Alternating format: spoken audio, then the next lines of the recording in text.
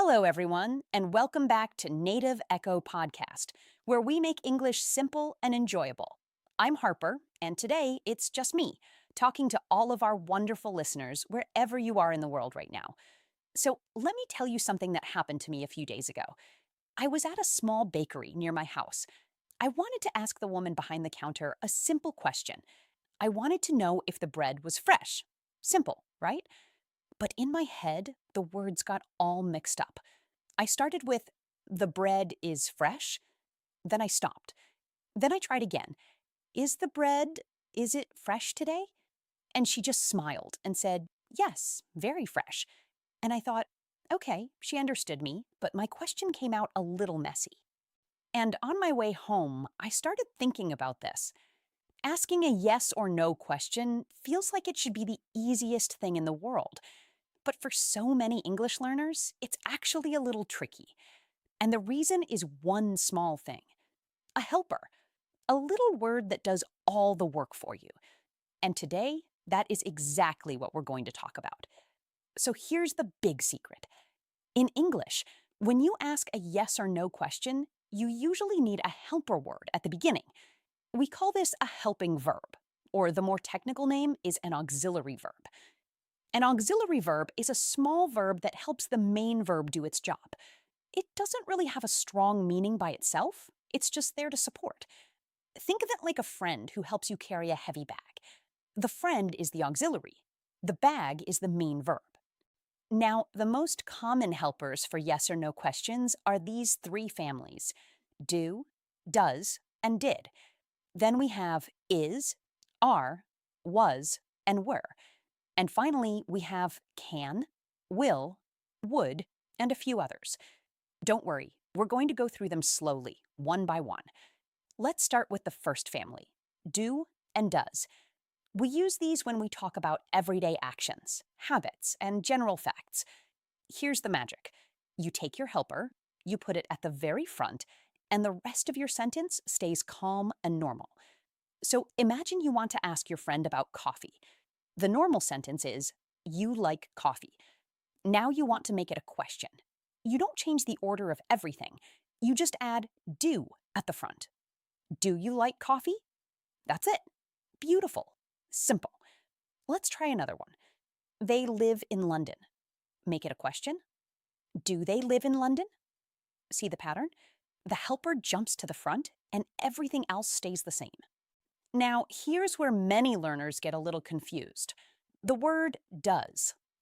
We use does when we talk about one person: he, she, or it. And there's a small trick here that I really want you to remember. When you use does, the main verb loses its S.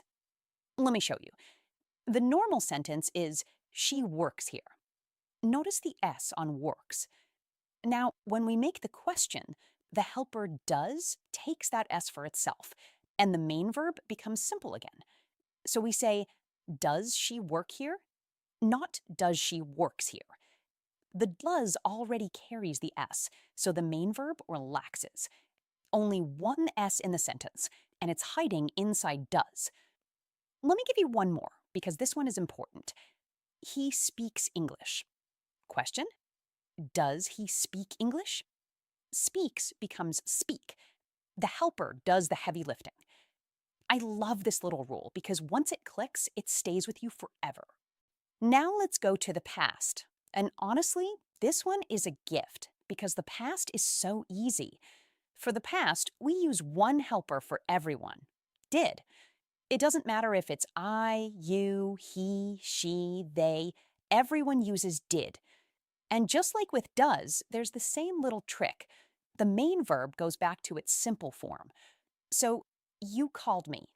Question: did you call me? Not did you called me. The did already shows us it's the past, so the main verb doesn't need to. Let me say that again because it's so useful. The helper carries the time. The main verb stays simple. She went to the party becomes, did she go to the party? Went becomes go. The did is already telling us it happened in the past. Okay, let's pause for a second. I want to ask you something, and I really want you to answer in the comments. Have you ever asked a question in English and felt your words come out in the wrong order? Just like me at that bakery? Tell me about it. Even one sentence is great practice. I read every single comment, so please share your story with me. All right, let's move to the second family of helpers: is, are, was, and were. These are forms of the verb to be, and we use these in a different situation. We use them when we are describing something, when we talk about what someone or something is, not what they do. So when there is no action, no doing, we usually use this family. For example, descriptions, feelings, locations, and the weather. Let me show you. You are tired. There's no action here. We're just describing a state. So to make the question, we move are to the front. Are you tired? Lovely. Or she is a teacher. Question: is she a teacher? Again, we just flip the helper to the front. And the past works the same way. They were at home.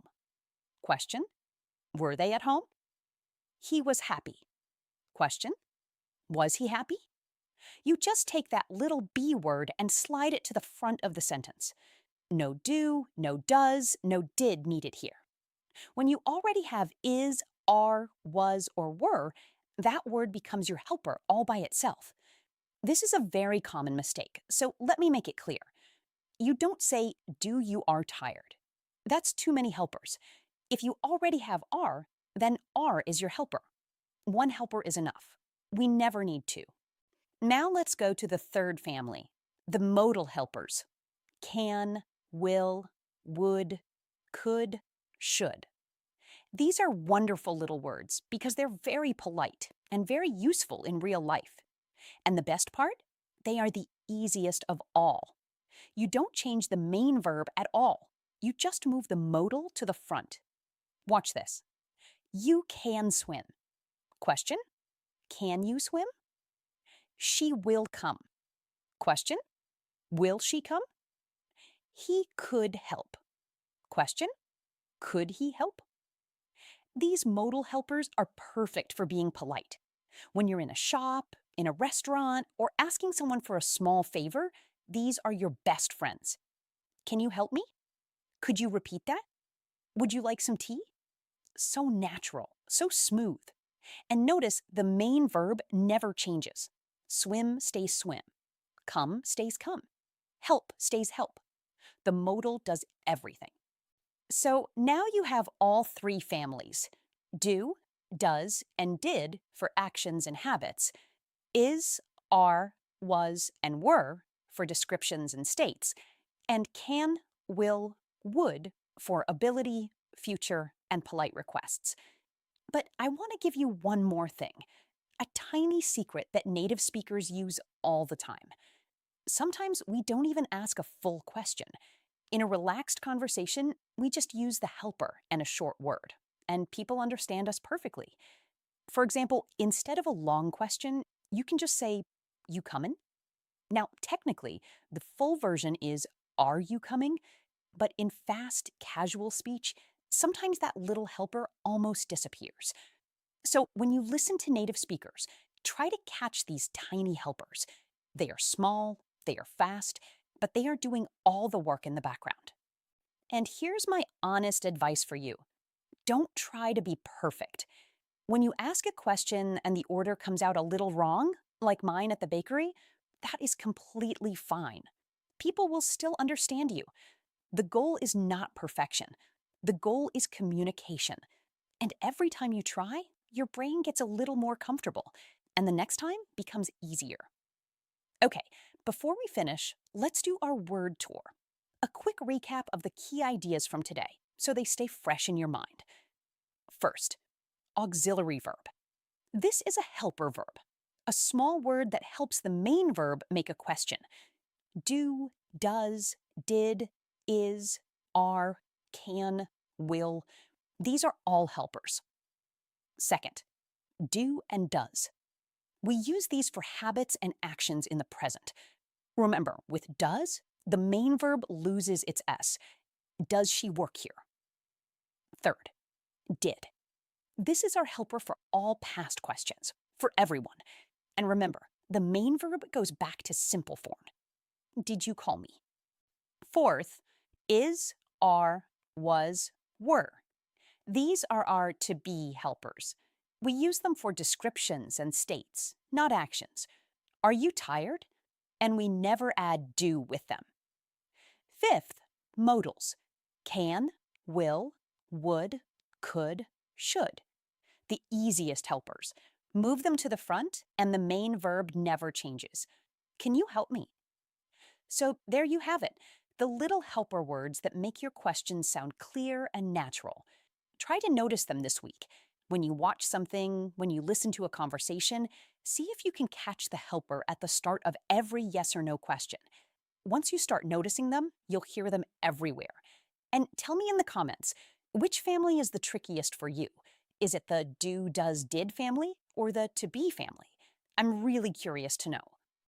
Thank you so much for spending this time with me today. If you enjoyed this episode, please subscribe to Native Echo Podcast and give it a like. It really helps us make more episodes for you. Keep practicing, keep asking questions, and remember, every question you ask is a step forward. I'll see you in the next one. Take care, everyone. Bye.